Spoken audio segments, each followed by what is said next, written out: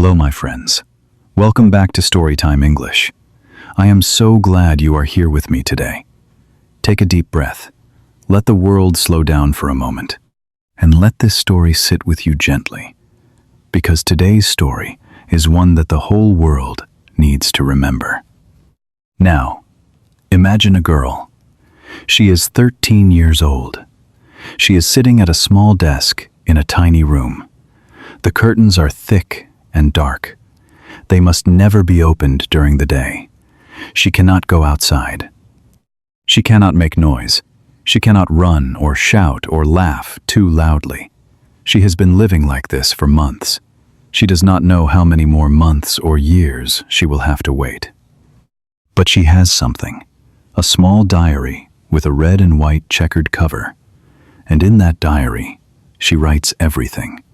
Her thoughts, her dreams, her fears, her jokes.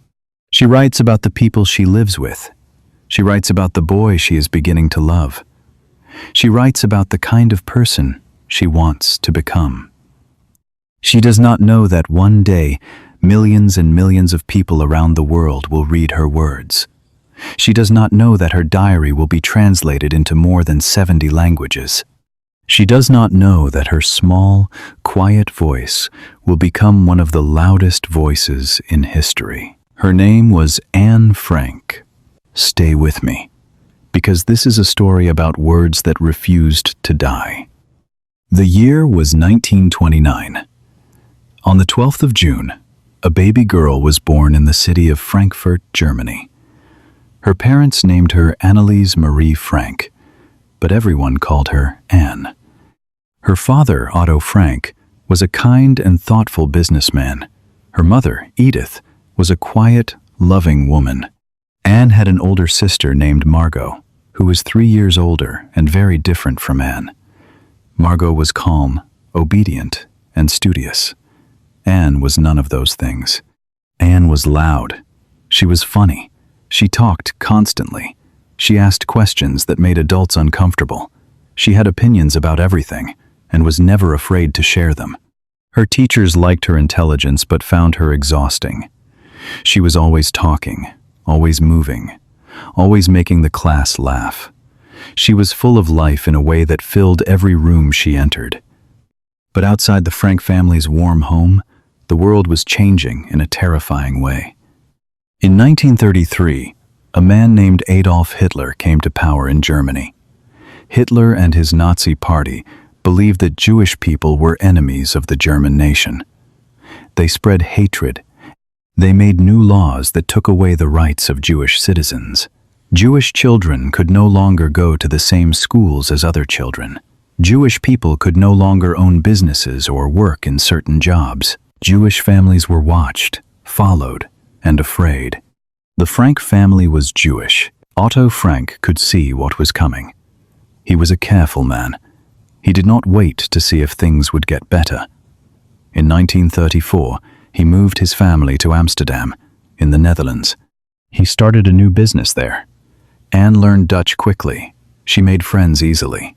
She went to a new school, the Montessori school, and she loved it.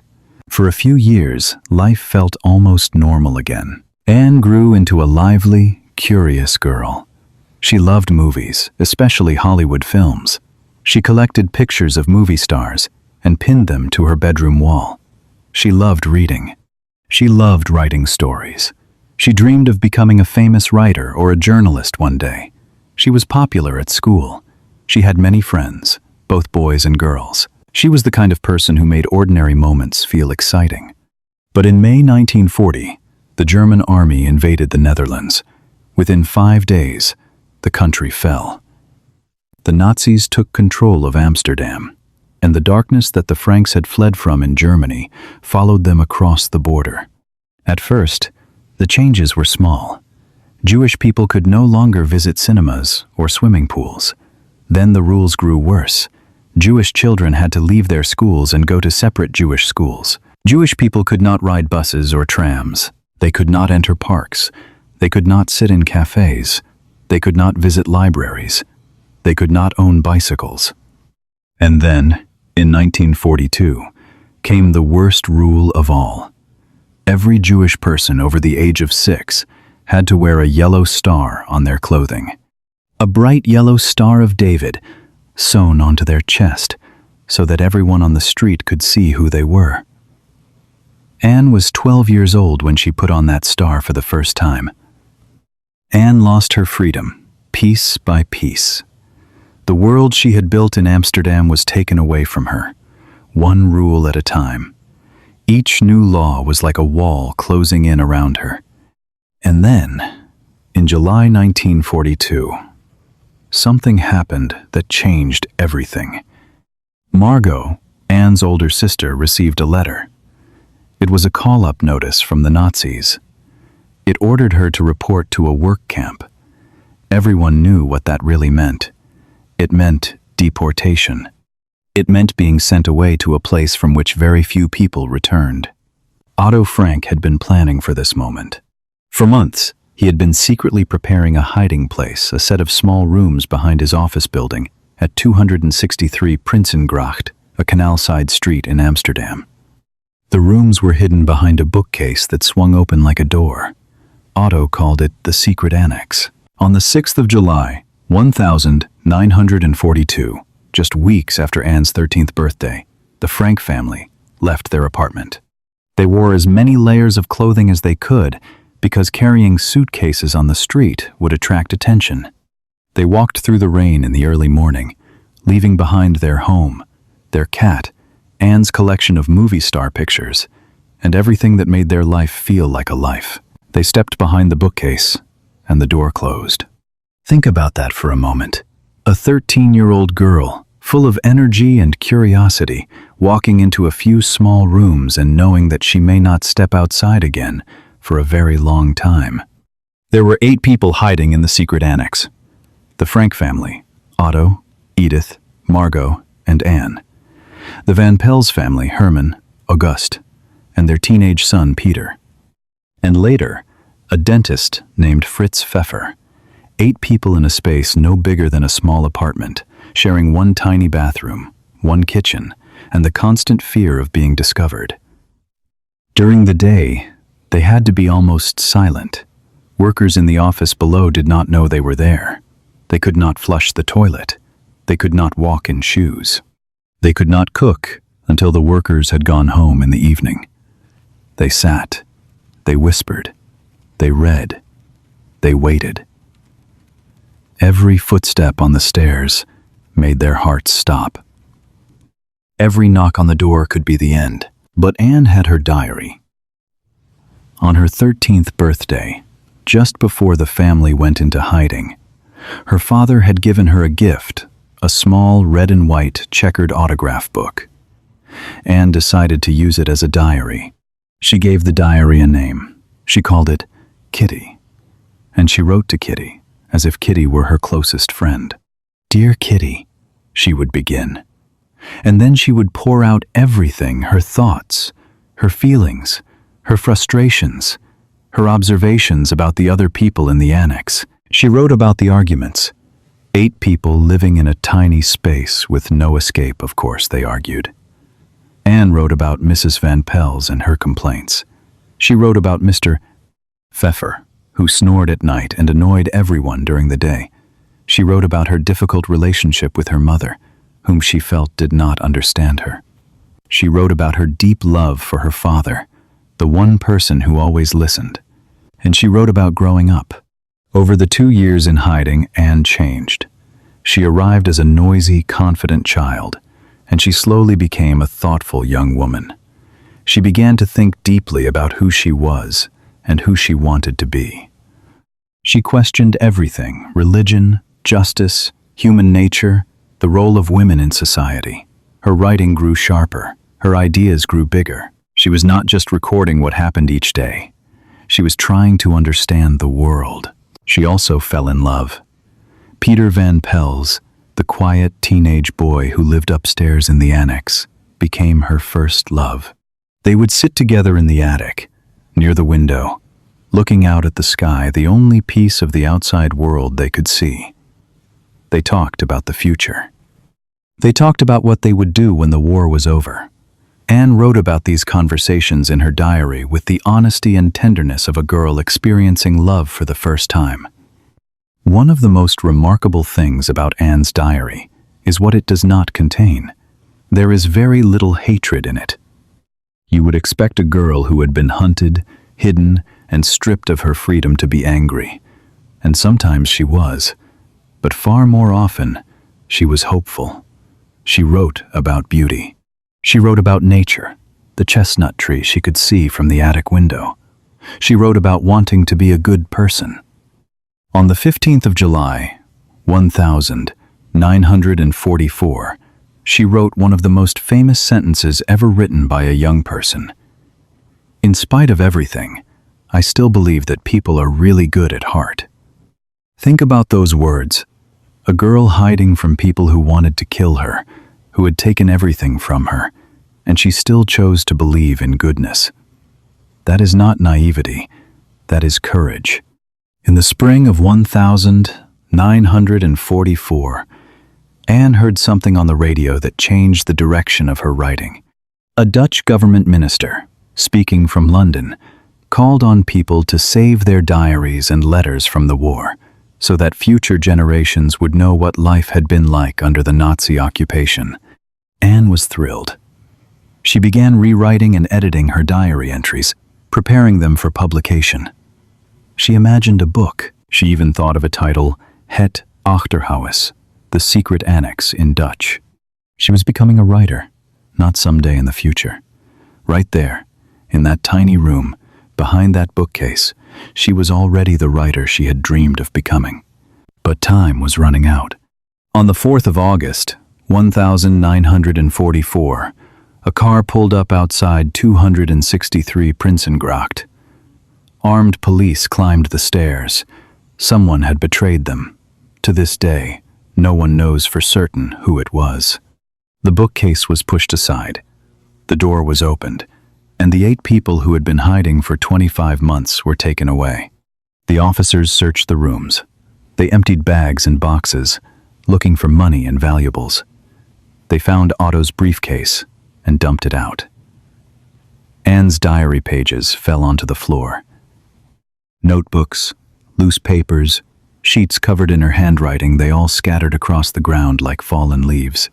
The officers did not care about the words of a teenage girl. They stepped over the pages and moved on. 2 of Otto Frank's employees, Miep Gies and Bep Vosquile, had been helping the families survive in hiding. They had brought food, books, and news from the outside world for over 2 years, risking their own lives every single day. After the arrest, Miep went back to the annex. She found Anne's diary pages on the floor. She gathered them up and put them in a drawer. She did not read them. She kept them safe, hoping that one day she would give them back to Anne herself. The 8 people from the secret annex were sent to a transit camp in the Netherlands called Westerbork. From there, they were put on one of the last trains to Auschwitz, the most terrible concentration camp of the war, in Poland. The journey took 3 days. They were packed into cattle cars with no food, no water, and almost no air. At Auschwitz, the men and women were separated. Anne saw her father for the last time on that platform. She did not know it then, but she would never see him again. Otto survived the war. He was the only one of the 8 who did. Anne and Margot were later moved to another camp called Bergen-Belsen in northern Germany. The conditions were beyond terrible. There was almost no food. There were no beds, only thin blankets on the cold ground. Disease spread everywhere. Typhus, a deadly illness carried by lice, swept through the camp. It was winter, and the cold was brutal. A woman who survived Bergen-Belsen later remembered seeing Anne there. She said Anne had lost weight. Her clothes were thin, but she was still Anne. She still talked to people. She still cared about others. She still had that spark even in that terrible place. But the disease was too strong. In February or March of 1945, just weeks before British soldiers arrived to liberate the camp, Anne Frank died. She was 15 years old. Margot had died just days before her. They were buried in one of the camp's mass graves. No one marked the spot. The war ended in May 1945. Otto Frank returned to Amsterdam. He was thin, broken, and alone. He searched for his daughters. For months, he hoped. And then, he received the news. Both of his girls were gone. It was then that Miep Gies gave him the diary. Otto sat down and read his daughter's words. He read her thoughts, her jokes, her complaints, her dreams.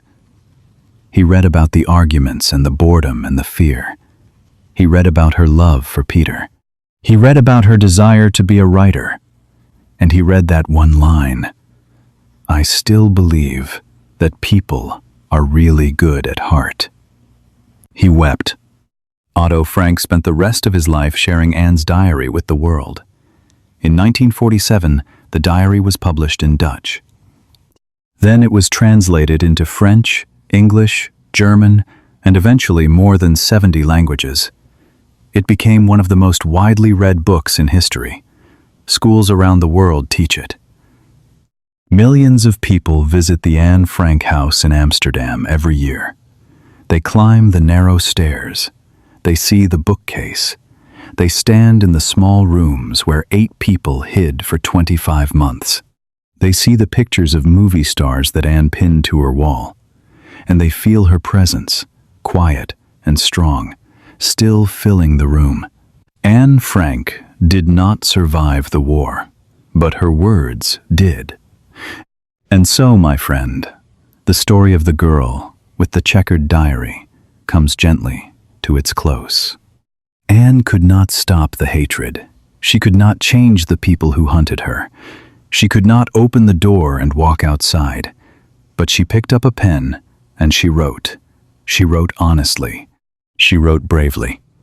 She turned a tiny, dark room into a world of ideas, feelings, and hope. And when everything else was destroyed, when the hiding place was found, when the people were taken, when the war took almost everything, her words survived. And you, my friend, are doing something that Anne would have understood. You are learning to express yourself in a new language. You are finding your voice. Some days, the words come easily. Other days, they feel heavy and difficult. But every word you learn is a small act of courage. Every sentence you speak is proof that your voice matters. Anne wrote in her diary, "I can shake off everything as I write. My sorrows disappear. My courage is reborn." Writing gave her strength. And language, in whatever form, can give you strength too. Keep writing. Keep speaking. Keep learning. Your words matter more than you know. This is Storytime English.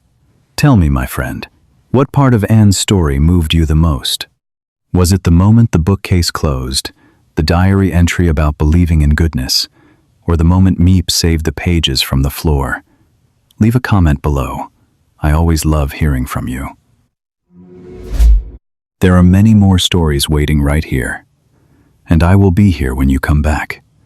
Until next time, take care of yourself and never stop learning.